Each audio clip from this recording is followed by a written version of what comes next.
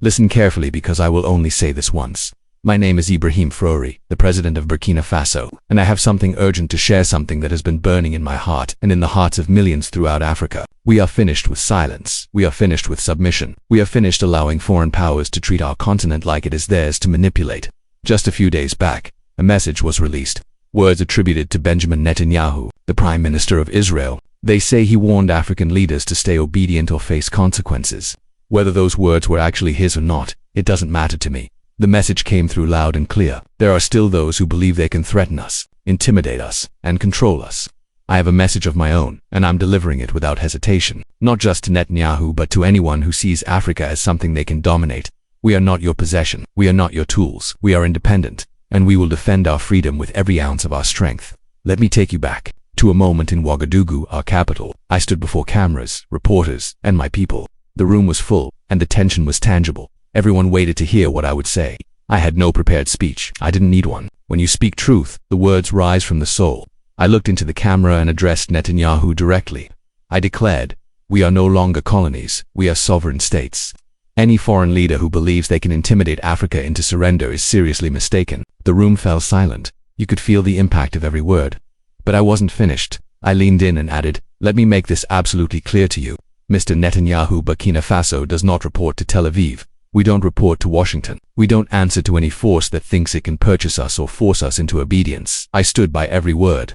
This message went beyond Israel. This message was for every country that has ever attempted to dominate Africa, plunder our resources, or silence our voices. I concluded with a warning. If you target one of us, you target all of us. Africa is not here to be bullied.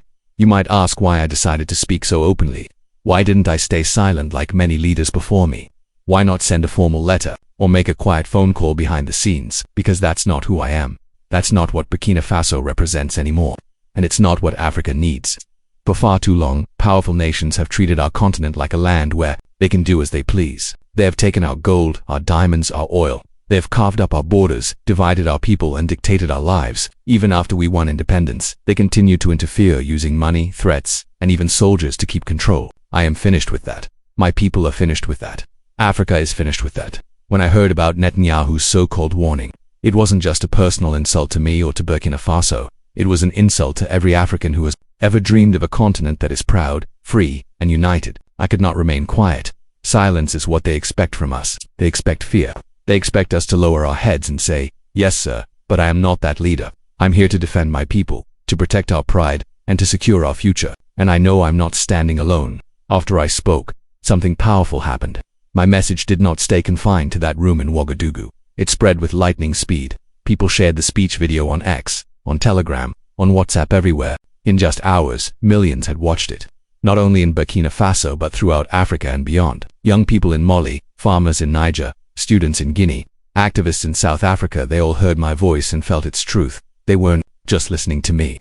They were hearing their own frustration, their own dreams, their own spirit. In Mali, my brother Colonel Assimi Goita posted the video on social media. In Guinea, Mamadi Doumbouya stood in support and declared, he's with me. Across Telegram, people started using hashtags like Africa will not bow and we stand with Traoré. These weren't just catchphrases. They were rallying cries. They were proof that Africa is awakening. We are no longer isolated countries. We are one family. And when one is challenged, we all rise. Let me explain what sovereignty means to me. It isn't just a term from political books. It is our power to choose for ourselves. It is our authority to decide who enters our land, who touches our resources, and who partners with us. It is the strength to declare, this is our land, and we will decide its fate. For too long, foreign forces have seen Africa as a game board. They move their troops, their money, their corporations, and expect us to stay silent while they play. That time is over. In Burkina Faso, we are reclaiming our authority. We reject foreign bases on our land. We reject deals that keep us in poverty while outsiders profit. We reject intimidation that tries to bend us, and we are not standing alone. Across the Sahel, Burkina Faso, Mali, Niger, we are forming a union. We call it the Sahel Alliance. It is a pact to stand united, to protect one another, and to build a future where Africa leads. You may be wondering, haven't African leaders said these things before? Yes, some have, but this moment is different. Why? Because the world is shifting, and Africa is rising with it. For decades, we were told to wait, to obey rules made by others. But today, we're writing our own destiny. France once had a firm grip on nations like mine. They stationed troops, dominated our economies, and acted like we were theirs, but we forced them out. Mali did it, Niger did it, Burkina Faso did it, and we're not finished. When I spoke against Netanyahu, it was never just about one individual or one nation. I was addressing every country that has ever seen Africa as a land to exploit. I was speaking directly to leaders who believe they can intimidate us with sanctions, with weapons, or with harsh language. My words were a declaration that Africa is rising, and fear no longer holds us. My speech was not made carelessly. It was a necessity. It served as a message to the world that we are not here merely to survive. We are here to succeed, to create, and to lead. You want to know what's interesting? After my statement, the government of Israel said absolutely nothing. No reply, no comment, just silence. And that silence said more than any official response could. It told me they were not prepared for a voice like mine. They are accustomed to African leaders who remain silent, who cooperate without resistance, who avoid stirring the waters. But I did not come to play along. I came to speak the truth, regardless of who feels uncomfortable. The Western media, they barely acknowledged it. They avoided the story because it doesn't match their usual script. Their narrative shows Africa as weak, fragmented, and needy. But we are shattering that story. Every time someone shares my speech, every time a hashtag spreads, every time an African leader stands beside me, we are rewriting the identity of our continent. We are revealing our true self to the world. I never intended to become a symbol. I am simply a man from Burkina Faso who fights for his people. But when I read the messages sent by youth, elders, mothers, and fathers across the continent, I understand now that this cause is larger than me. Many are calling me a voice for Africa, a face of resistance. They see me confronting someone powerful like Netanyahu, and it gives them strength. It reminds them that we are not bound to live in fear. My purpose isn't fame or recognition. I do this because I believe deeply in Africa. I believe in our resilience, in our past, in what lies ahead.